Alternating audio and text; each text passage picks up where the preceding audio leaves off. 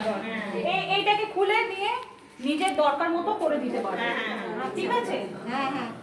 এবারে কি আসছে যে আমি কোথায় এই অসুবিধা আমার হয় যে আমি এখানে টিপ্পনিটা দিই। এবারে মাসিমা আপনি কিন্তু আমার থেকে ভালো দেবেন। ওই স্যার বলছেন যে কেউ যদি আমার স্যারের মতো যদি কেউ হয় সে একটু কম চাপ দেবে, কারণ কি হাতটা কাটছে বলে। কিন্তু সেটারও কিন্তু কোন রকম অসুবিধা হবে না যদি আমি এরকম একটা ছোট্ট জিনিস যদি এখানে লাগিয়ে। তাহলে কি হবে, আমার যে সুতোটা যেটা জড়াচ্ছে গোটাচ্ছে, আপনি যেমন গোটাবেন তেমন আমি গোটাবো, তেমন মাসিমাও গোটাবে। কারুর যে এক্সপিরিয়েন্স বেশি বলে, অনেক দিন ধরে কাজ করছে বলে, যে এক একজন এক এক রকম, যে নতুন এসেছে, যে নতুন কাজে জুটেছে তা সে একরকম করবে, আর যে পুরনো হয়েছে সে এক রকম করবে, তা কিন্তু হবে না। এবারে আপনি আমাকে একটা কথা বলেছেন যে প্যাকেজ মানে যে এই যে যেটা আছে এটা এই শেপটা এরকম একটু ঢোলের মতো হয়ে যায়, ওপর দিকটা উঁচু এই ঢোলের মতো হয়ে যায়।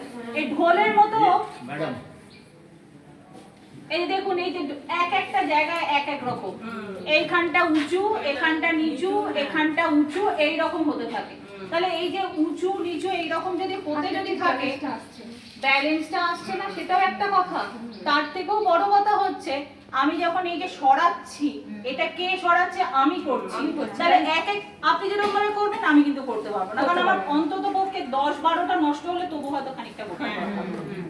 যার অভিজ্ঞতা বেশি, যে অনেকদিন ধরে এই কাজে যুক্ত, সে কিন্তু করতে পারবে। কিন্তু এই মেশিনটাতে যেটা হবে যে আমাকে তো খালি হাতটা লাগাতে হবে এই জায়গাতে, খালি হাতটা লাগাতে হবে, আর অন্য কোথাও হাত লাগানোর কোনো গল্পই নেই। এই আমি হাত লাগাচ্ছি, আর কোনো গল্প আমার নেই। তাহলে এই যদি আমি হাতটা যদি লাগিয়ে যদি করতে পারি, তাহলে আমাকে এখানে যেটা তৈরি হবে সেটা কিন্তু সবার জন্য সমান হবে। আর যখন আপনি এগুলো আমার ওই সেকশনাল ওয়ার্পিং মানে যেখানে টানা ড্রামের পেছনে এগুলো লাগানো হয়, তো তাহলে এই এক একটা যদি এক এক রকমের যদি হয়, সুতো কিন্তু যার খারাপ এটা হবে তাতে বেশি কাটে, আর বেশি কাটা মানেই কিন্তু আমার দিনের মধ্যে রুজি রোজগার কমলো, কারণ ওই বারবার করে আমাকে সুতোকে জুড়তে হবে। এবার সবাইকারই মনে হচ্ছে যে কি দরকার আছে, এই ধরনের মেশিনের কি দরকার আছে, আমার তাঁতটা হলেই হবে। আমি বলি না, বাড়ির মেয়েরা যদি কাজটা যদি ঠিক না করে, কোনো দাদা তাতে বসে কিছু করতে পারবে না। টেম্পার যদি ঠিক যদি না থাকে, কোনো কাজ কিছু করা যাবে না, হবে না, কোনো কাজ হবে না। ওই জন্য তাঁতির বাড়িতে বউ হয়ে আসতে গেলে এই কাজ শিখে আসতে হবে, কিন্তু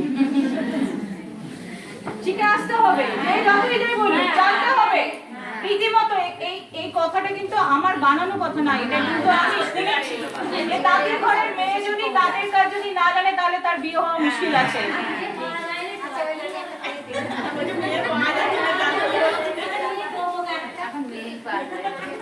বলুন,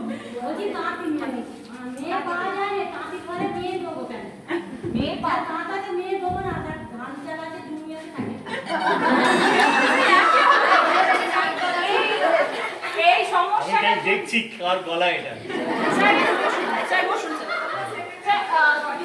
দিদি এটার উত্তর আমি দেবো, এই উত্তরটা আমি দেবো। কেন দেবে বলুন তো? মেয়েটার বিয়েটা কেন তাঁতির ছেলের সাথে দেবে? কারণ তার রোজগারটা তো কম। কে চাইবে যে তার মেয়েটা কাজও করবে, আবার রোজগারটাও কম হবে? কিন্তু আমরা যদি এই ধরনের মেশিনগুলোকে যদি নিয়ে আসতে পারি, তাহলে কিন্তু এই যে প্যাকেজটা যেটা আমি তৈরি করেছি, আমি জানি না আপনারা বাংলাতে প্যাকেজকে কি বলেন, এই নলি যে তৈরি করছে, এই নলি কিন্তু মিলের নলির মতো, এই নলি কিন্তু মিলের নলির মতো নলি যদি আমি করতে পারি হাত দিয়ে, কারণ খাদিতে তো কোনো রকম পাওয়ার দেওয়া যাবে না, তাহলে হাত দিয়ে যদি আমি মিলের নলি যদি করতে যদি পারি, তাহলে কিন্তু আমার অনেক তাড়াতাড়ি কাপড় বুনতে পারবো। আর তাড়াতাড়ি কাপড় যদি বুনতে যদি পারি, আর ঠিকঠাক করে যদি কাপড়টাকে বানাতেও যদি পারি, তাহলে কিন্তু আমার রোজগারটা বাড়বে। তাহলে মেয়ে দিতে অসুবিধা কোথায় আছে?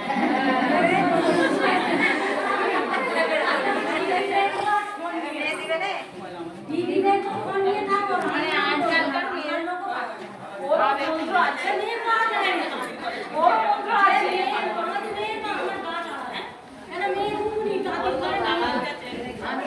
আচ্ছা ঠিক আছে, এটা পরে আলোচনা হবে।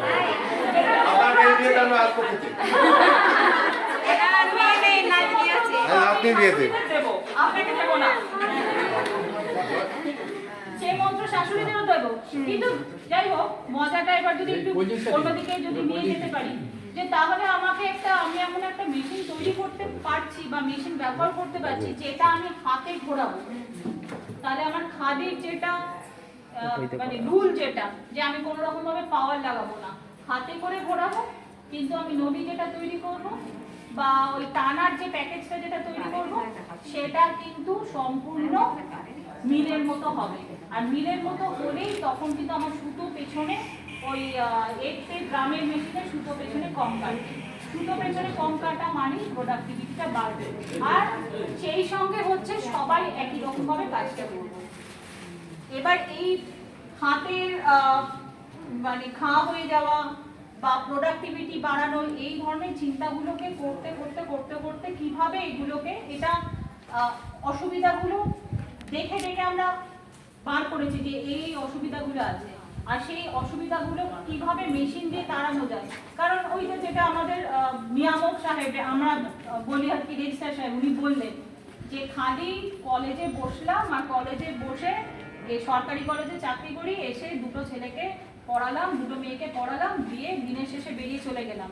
তাহলে ওরকম পড়ানোর কিন্তু কোনো দরকার নেই, নেই ওরকম পড়ানোর দরকার, ওরকম শিক্ষার কোনো দরকার নেই। যেখানে মানুষের জন্য যদি কাজ যদি না করতে পারি, মানুষের জন্য যদি সত্যিকারের কাজ হয় না, তাহলে আপনিও কখনো ভাববেন না যে যার চাল কল আছে বা যার জমি আছে তার ঘরে মেয়ে দেবো। আপনিও ভাববেন আমি তো তাঁতি, সব ঘরেই মেয়ের বিয়ে দেবো। যদি শিক্ষাটাকে যদি মানুষের জন্য ব্যবহার যদি করা যদি যায়, তবেই যথার্থ শিক্ষিত। আমি অনেক বড়, আমার পেছনে অনেক বড় ডিগ্রি আছে, অনেক বড় ডিগ্রি আছে।